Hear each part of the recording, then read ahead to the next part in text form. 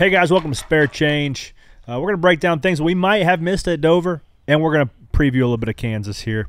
First off, I don't think we did the best shout-outs for Daniel Hemrick in that 31 car. Big day there, was the beneficiary of going long, catching a caution, but he was able to get his elbows out and keep that Camaro in the top 10. It's a tough start to the year for those guys, and I was glad to see my Stacking Pennies reserve host from Talladega have a good run. Maybe that's what turned them around. Maybe.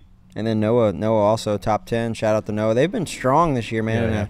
In a SHR camp that has struggled, they've been strong, and it was a bummer for Ryan Preece. I thought that was a place he could have a strong run, but his car started on fire. Sounds like the exhaust flange wasn't properly secured to the exhaust, to the manifold. Turns out that will start the foam on fire. Yeah. It doesn't take much. He said he was riding it out, though, right? I saw his Bob Pockrass interview. He said he got pretty warm. I talked to him, and he said that he couldn't even take his hunks clips off his helmets. They were so hot. Oh, that's very hot. Yeah, that's not great. That's not great. Yeah, it's not good when your car catches on fire. Kind of like Ryan Sieg. I don't know if he had an oil line fall off in the Xfinity race. That thing was hot. I didn't get to watch much of the Xfinity race except for the end, but there was a lot going on. There was. Comers, goers, spinner outers, car catching on fire. Yeah, that was one of the bigger ones. I hadn't seen one really burn down like that Ryan Sieg Ford Mustang in a minute. What else is there? I heard Brad Keselowski had a hell of a quote about yeah, Corey it was the talk of the lounge. Let me read it from Jeff Gluck. Brad Keselowski on the injured Eric Jones having to watch someone else drive the number 43 car this weekend. I've never seen somebody sleep with my wife, but I imagine that's what it'd be like. It's a bit extreme. Maybe like dance with your wife. Like, may I have this dance? I don't. Hey, man. If that's what it is, man, that's what it is. I don't know. I don't know that I'm going that far to say that. I think that I hold my wife in higher regard to my race car, but whatever. You know, I don't. Brad owns the team. Maybe it's a different deal. Maybe it is. It's like, I pay for that. Somebody else is driving it. I don't like that. I don't know. The more you talk about it, I don't know. It's kind of weird. Kind of messy to me. But maybe he was just trying to get it to where we talking about. Maybe it was like a funny quote that just landed awkwardly. I don't know. Larson showed some data from his mouth guard this past week. Have you worn one of these? And anything that surprises you from the data? I saw you with your mouth guard in at the end of the race, actually, so you can speak on this. I can. I'm not going to pat myself on the back, but I'm going to. Toot it. Toot your horn, buddy. So I was one of the very few guys that developed that. A couple years ago, they started doing it, and it goes through Wake Forest University, and the original ones were up on the top of your mouth, and you were talking. You couldn't talk. It would make your mouth super dry. It's like having a retainer. Yeah, like a fat one, because it was probably a half-inch thick. So I thought, I'm not called a little fat here. I'm coming to you. So it was super uncomfortable, and you couldn't be clear with you couldn't breathe well. But that was the only version that they had, because when you're playing football, you don't want anything on the outside of your mouth, right? Because you're going to get hit, or if you're playing soccer, if you're going to headbutt, or I don't know, whatever. But nobody would wear them because they were so uncomfortable. And I wear an Invisalign at night to keep these pearly whites straight. And I went to him. I said, hey, can we make an Invisalign type and put all the stuff and the batteries and the sensors on the outside? And they're like, I guess so. So now they made them, and there's probably 25 guys that wear that Invisalign style mouthpiece retainer. So 25 guys in the field. Yeah. Really? So almost everybody. A lot of them. Do our guys wear them? Joey does. Yeah, I don't know. I've ever seen Blaney with one, but I've never seen Joey him when he gets out of the car. Ryan doesn't wear one because one time the first model they gave him, I don't know if like the plastic casing wasn't sealed or something, but he had a metallic taste in his mouth, and he's like, I'm not wearing that again. I'm not tasting coffee. Done. So that was it. They had their one shot and they missed it. But Larson, where did he share the data on? I don't know. Social media? From Talladega, from the wreck? On X, no. It had to do with Watkins Glen added curbs. Okay. Yeah. So that was. And he showed that Yep. it's hard on the brain when you go through there. Oh yeah, Oh. It was legitimately so it measures X, Y, and Z moments over 4Gs. That's what triggers a moment, and it can keep up with all the moments throughout the race, particularly at Watkins Glen. They're changing the curbs because we were legitimately launching the cars over the curbs, and it was 14 to 18 Gs every time you launched it. And you're not going to not launch it because that's the fastest way, and you just smash your head up against the headrest a couple times. So last week I was wearing one for the crash, and there was about 4 or 5 instances, like a 12, a 18, a 20, a 12, and then when the car went on its roof, it was like a 20, and then when it came back on all fours, it was 63 Gs. Just for a split second.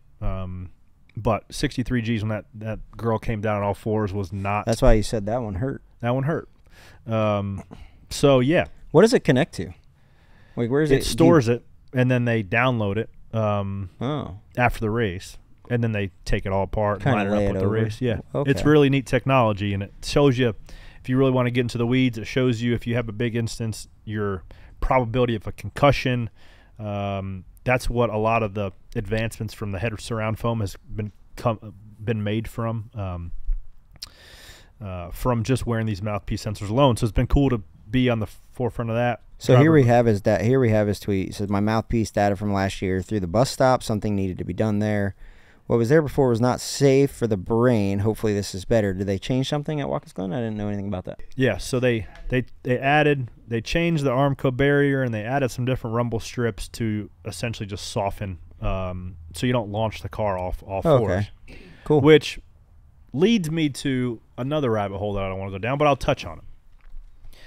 We keep making the runoffs more forgiving. We keep repaving the exit of all these corners. We keep making the curbs more forgiving so you can run more over and it doesn't rip the underpan of the body off. And we're not making these racetracks to where you have to run the way the racetrack was originally intended to be raced.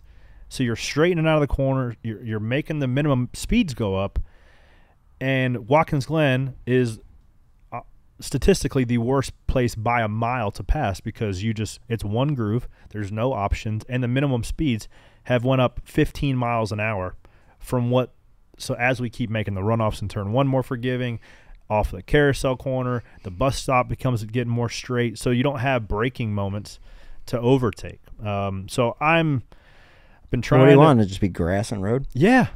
But then you get in like a Jimmy Johnson situation. He'd run out of brakes. Yeah, but there's nowhere to stop. Yeah, the styrofoam and the wall's gonna catch you. I hear Nobody. When's the last time you seen somebody's brakes go out? It was 1998. I think there was another incident. I don't think there was. So I don't know. I'm on the side of like we need to start making like the cups that they had at LA to where they don't let you run like the very bottom, but you can kind of run down there. It's not quite as good. We need to do that on all the runoffs at the road courses. So you actually have to keep the race car on the freaking road. Just no curbs, just grass and road. No, because then you got guys dropping the right sides off to put dirt on the racetrack for the cars behind you. I think you make the curbs more aggressive. Walls. Yeah. Oh, yeah. I mean, Yeah. I don't know. I'm with you though. I think Keep you're the right. cars on the racetrack as those intended. I'll tell you what I didn't like was how you had to run the dirt at Dakota, like how everybody was in the dirt. dumb. And yeah, that wasn't great. Put curbs in there. Make us run on the actual racetrack. Turtles. Turtles. But I'm going to Kansas. Mm-hmm. Do you like Kansas? I do. Have you had good runs there? I've had some good ones, had some bad ones. Like Kyle Busch said in his interview post-over, you don't know. Momentum from one track doesn't carry over to the next. You really hope that your previous notes, your historical notes, and your sim time all kind of mesh together and you bring a good setup to the racetrack because it's a little bit of a crapshoot. Honestly, if you don't have good historical notes on what you bring to the racetrack, it's usually a little bit change of philosophy, and you can show up and be 10th, and you can show up and be 32nd. Yeah. That's how tight the field is anymore. But the ones who have great historical notes is that 2311 group in Toyota. Yeah, the last 3 races won there by Reddick, Hamlin, and Bubba. So if you're not in a 2311 car, you own one. Yeah. That's how you win there. I don't know. The Toyota. This is the race where the 11 wrecked the 5 on the last lap down the backstretch. Yeah. Yeah, that's where the beef. There was some serious beef. It's been I think Bob Pockerson, his post little video he does, he said it's been Hendrick versus Gibbs. Yeah. You know, and the 2311 can fall under that Gibbs banner for just all intensive purposes. But that's what it's been this year, and we'll see if the Fords, you know, can show up and show out. They haven't won yet this year, right? In any series. No What? Ford in any series has won this year. Yikes, dude. Yeah, it's been tough for sure. So might be eating Christmas dinner at your house this year if we don't get some bonus money coming in. This is a really good track for the 12 bunch. I know we've run well there, even back with the 21 car. It's a place where you gotta and get it on pit road too. You're gonna have to be great on pit road. Much like this is like a 10-week stretch. This will be the second of 10 weeks where it's just you gotta let it eat on pit road. So excited to get to Kansas, and it's gonna be a blue collar day. It's much like Dover. You're gonna see teams you're gonna have to be strong all day long. It's not gonna be like a Cole Custer type win when he won here, where you can kind of figure it out on the top. It's that was Kentucky. What was it? Yeah. Well, same So thing. it's not gonna be like a mile. Kentucky, Kansas. It's not gonna be like a mile and a half type win where you can luck into it. You're gonna have to earn It'll be it all day long. straight up. Yeah. Maintain track position, having good restarts. And it's hard to get track position. Restarts are wild, 3-4 wide, big runs, big blocks. And you can race from the bottom to the very top. So I think Kansas has aged like a fine wine. It's a cool racetrack. Absolutely. What else we got? We've been wanting to give a little shout out because it seems like you and I both are collecting some pretty cool challenge coins. And if you notice, if you're watching us on YouTube, we have some challenge coin boards up top, added some patches to it as well. Higgy, grab me that note. Because I get fan mail often, and sometimes like it stacks up and I don't get around to using it, reading it. So sometimes I go a couple weeks, more like months on end, where I don't see anything. But this one was a cool one to open this week. Had a nice letter attached with these patches. Behind me, one had a helicopter, and it says, "If it ain't one thing, it's a motherfucking other." I like that patch. Is the helicopter smoking? Yeah, the helicopter's smoking, which I think if I'm in a helicopter and it's smoking, it's probably a bad thing because those things don't glide. But hey, he right here, a little note, stacking pennies. Let me just go ahead and read it. Story time with Corey. Dear Corey and Skip, huge fans of the show. Been watching every week on YouTube and listening on Spotify. Love hearing your takes on everything and all the guests. Listen to it every week on my last deployment, and we'll be on this next one. Send along some patches, coins from my current command, and some previous ones too. Love the support you show the military and everybody who serves. Hope to see you both at Talladega. Me and my girlfriend will be there and have garage passes. Hopefully I saw you. I even got myself a t-shirt and her a hoodie to represent the racetrack in Bama. A win's coming your way. Good luck, both of you, and be safe. Corey and Ryan Blaney are my favorite, me and my girlfriend's favorite drivers. Sincerely, Jeremy Barbary. Yeah, big up to Jeremy. Hey, appreciate that encouragement. Got a challenge coin appreciate this that. weekend. You got the same one up there, the gold one in the end.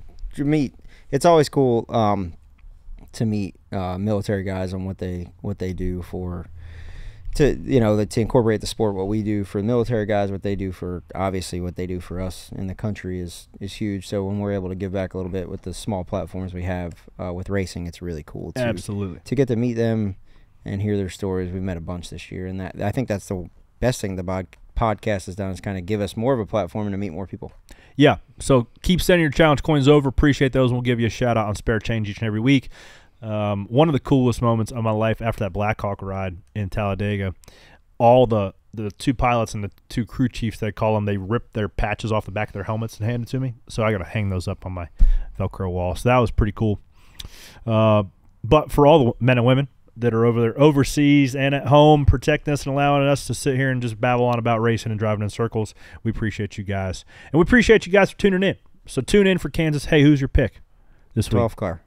12 cars going to be pretty strong. They're always in the hunt there. I think we can run 12th to 18th if we get some breaks and some yellows and some bring a car with good pace. I think we finished top 20 there both races last year, so we can do it. Yeah, we got pick crew back. Got Ludwig back and Moss back, changing rears, so we should have some real good stops. Some boys are solid. Get that 17 back strolling. I'm gonna go with Toyota. I'm gonna go Todd Reddick. Okay. Not a bad pick. Yep. I'm gonna go with them. Them boys will be fast. And that's all I got. This is Thursday's spare change for you, ladies and gentlemen. Hope you enjoyed it. Have a great weekend. Goodbye.